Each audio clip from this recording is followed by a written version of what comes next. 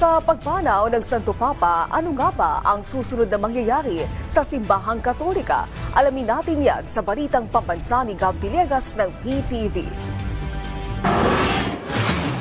Nagpaabot ang mga world leaders ng pakikiramay sa pagpanaw ni Pope Francis. Kasama na rito si Pangulong Ferdinand R. Marcos Jr.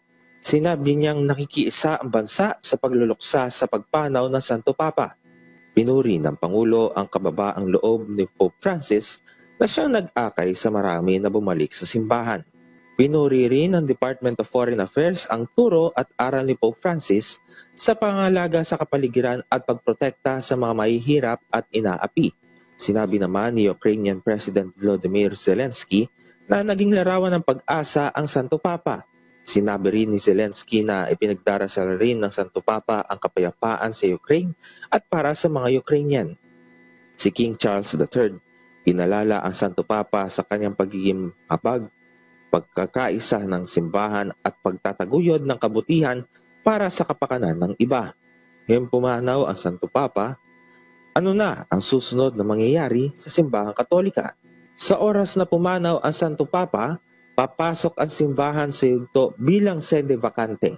Ibig sabihin, pansamantalang bakante ang papal office hanggang may nahalal ng bagong papa.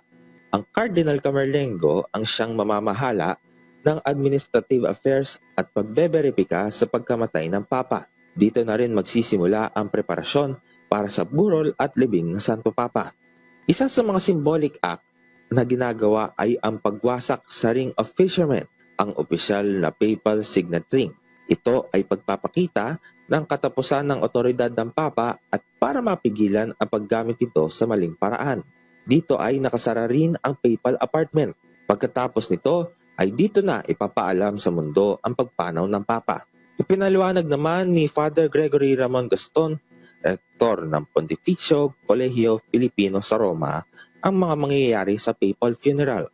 Sa ngayon ay 2 weeks yata na mourning period, yung funeral, darating yung mga heads of states, darating yung mga pari, mga pupunta dito, makilibing, makidasal, makiramay, no, makiburol, lahat yan, 2 weeks. Susunod na dumating ang mga kardinal para sa conclave o paghalal ng bago Santo Papa.